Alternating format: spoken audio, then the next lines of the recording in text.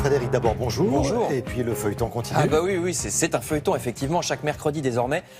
On se demande si le Canard enchaîné révélera encore quelque chose contre François Fillon après les 2 emplois peut-être fictifs de son épouse, après la question de l'embauche de ses enfants, après son éventuel conflit d'intérêts par rapport aux assurances AXA. Le Canard a désormais des rubriques entières chaque semaine sur François Fillon et aussi le journal de Pénélope en une, hein, c'est vrai. Et donc ce matin, nouvel épisode, selon le Canard enchaîné, le porte-parole de François Fillon, Thierry Solère, serait actuellement sous le coup d'une enquête pour fraude fiscale.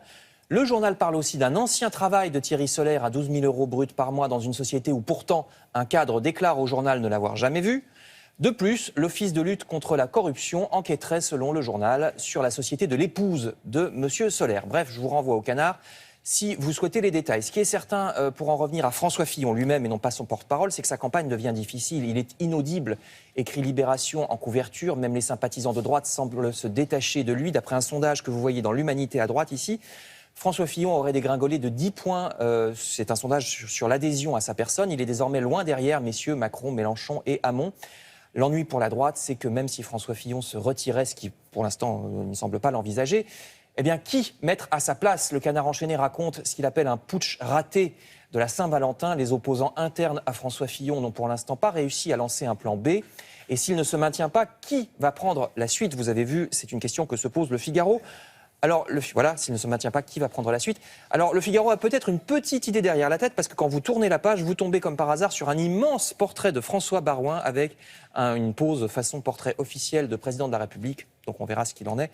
Ces prochains jours, je termine cette page politique avec 2 autres informations qui montrent décidément que rien ne se passe normalement dans cette campagne. Sachez d'une part que selon le Canard enchaîné, à droite ici, François Hollande lui-même aurait déclaré que Benoît Hamon n'est pas un candidat sérieux, alors que pourtant c'est le candidat officiellement désigné par son propre parti à François Hollande. Et puis à côté, vous voyez dans les Échos que le Kremlin est accusé de manigancer contre Emmanuel Macron. Notamment les attaques informatiques contre le site web d'Emmanuel Macron viendraient de Moscou. Moscou qui préférerait voir ou bien François Fillon ou bien Marine Le Pen à l'Élysée, écrit le journal Les Échos. Voilà donc pour la politique. Mais il y a un autre sujet, lui aussi très politique, dans les journaux ce matin. De plus en plus d'articles pour critiquer le comportement de certains policiers dans les banlieues. Vous voyez, dans l'Humanité, ici à droite, une pétition intitulée « Jusqu'à quand devra-t-on supporter l'humiliation dans les villes populaires ?» Et c'est aussi le dossier principal. Vous voyez la photo dans Libération, photo qui rappelle la mort du jeune Adama Traoré lors d'une interpellation l'été dernier dans le Val d'Oise. Et puis surtout, il y a ce témoignage dans Le Parisien aujourd'hui en France. C'est désormais Mohamed que voici, un ami de Théo, qui déclare avoir été tabassé par les mêmes policiers déjà mis en cause donc dans l'affaire Théo d'Aulnay-sous-Bois.